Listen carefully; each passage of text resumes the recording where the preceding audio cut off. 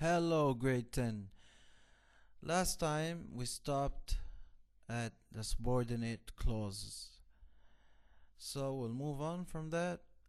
And just to remind you, a subordinate or dependent clause does not express a complete thought and cannot stand alone as a sentence. So it's not like the independent clause. And it's not like the phrase, of course. Example: whom we spoke to yesterday, because no students have applied for them. You see here, the thought expressed by a subordinate clause becomes part of a complete thought when the clause is combined with an independent clause. So it will only make sense when it's combined with an independent clause, but in itself it will not hold a meaning. Another example: the woman whom we spoke to yesterday told us about sources of financial aid for college applicants. Some scholarships are still available because no students have applied for them.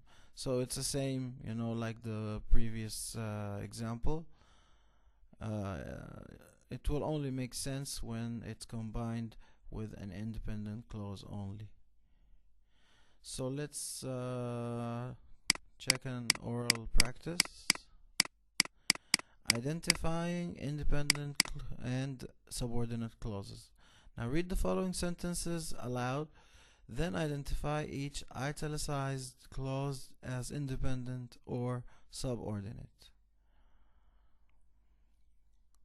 Okay, the example is one of the guests who spoke at the ceremony was Barbara Jordan. So this is a subordinate clause. Why? Because it does not give a full meaning. So whenever I think of Barbara Jordan, I imagine her as she looks in a picture taken at my mother's college graduation in 1986. So here is a different case. Because it's combined with an independent clause, it will make full sense. That's just to give you a clue. Now you need to do the rest of the sentences on your own. So, just follow the same way that we discussed at the previous examples.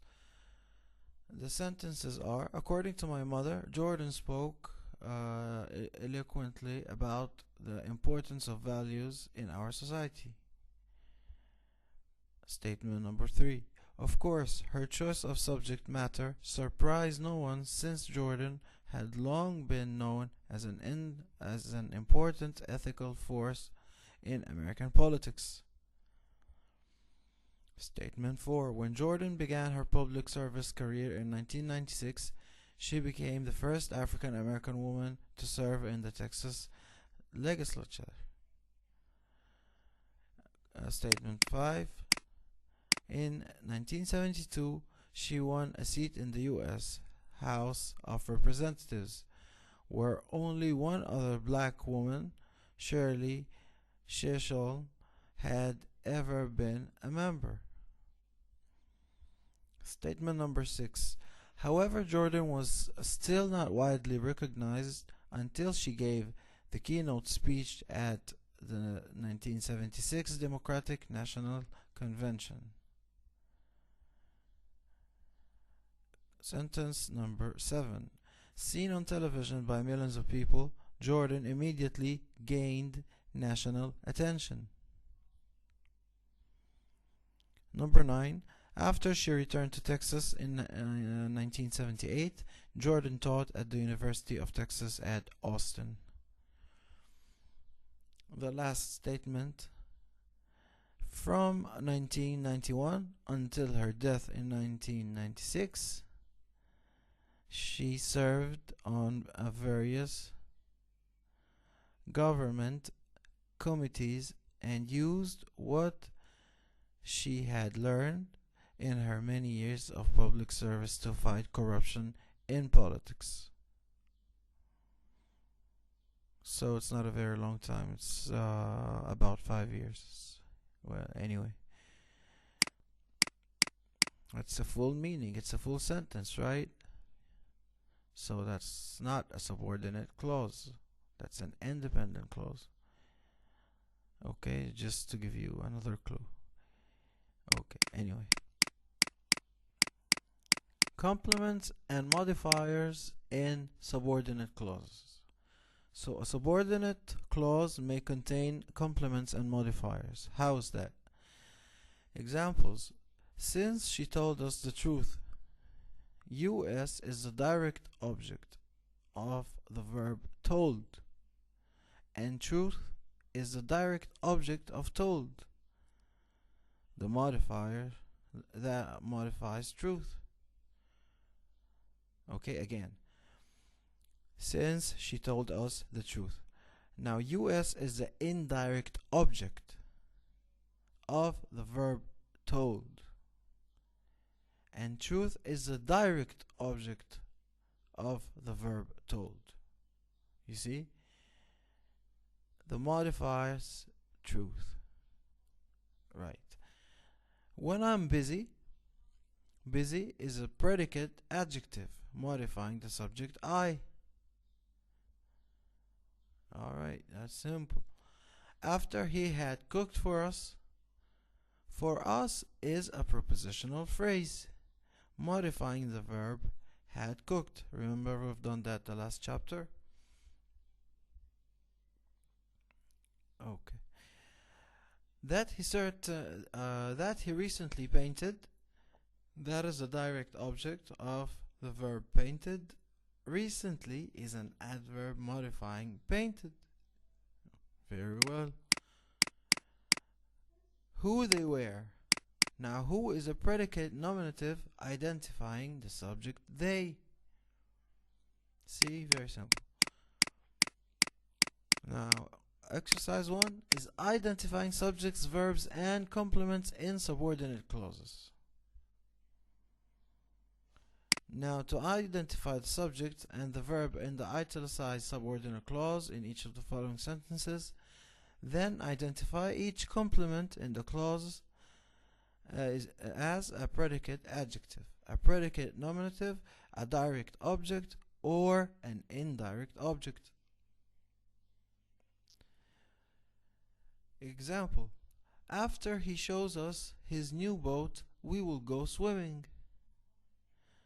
Now, he is a subject, shows is a verb, us is the indirect object, boat is the direct object. See, it's so simple. Excuse me. Okay.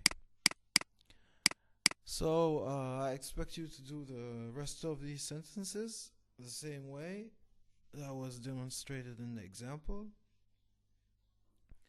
We couldn't see who had won the race. Kelly says that her new house is beautiful. After we passed the test, we celebrated. They couldn't tell who the winner was. The horse that you rode yesterday was skittish. She is a celebrity whom we saw at the restaurant. Do you know which country she is touring? Because you had not given us the right address, we missed the party.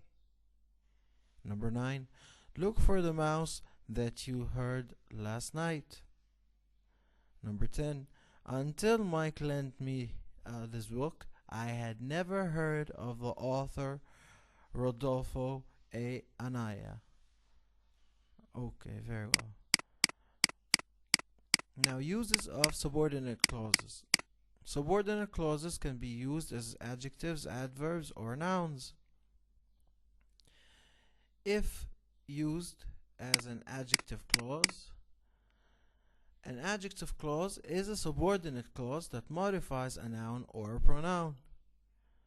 An adjective clause tells what kind or which one and generally follows the word or word it modifies.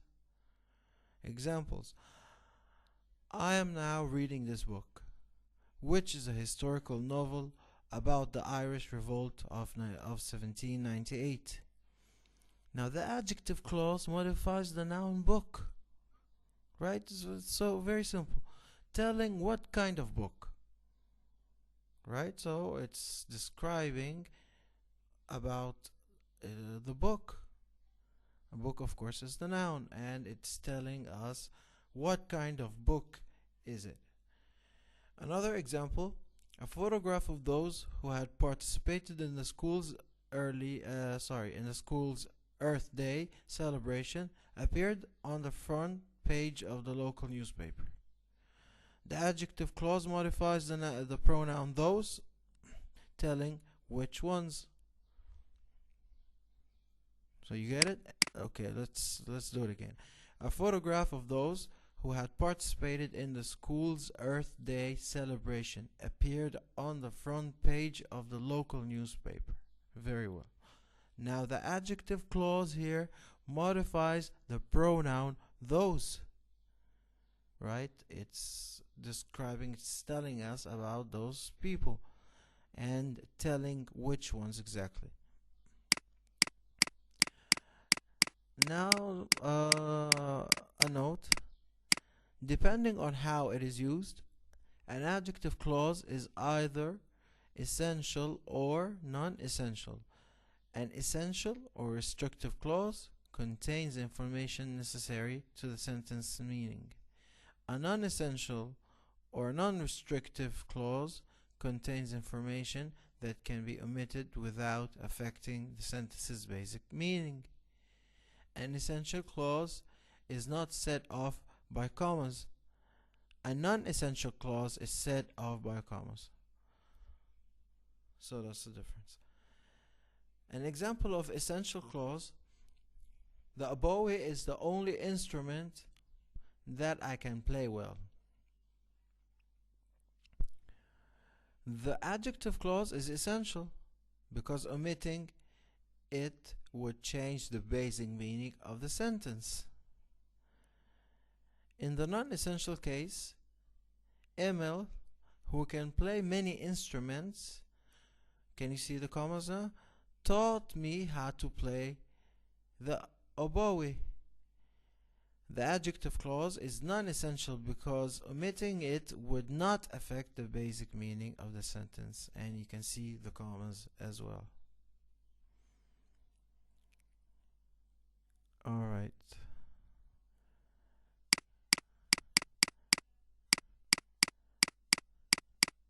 We'll stop here.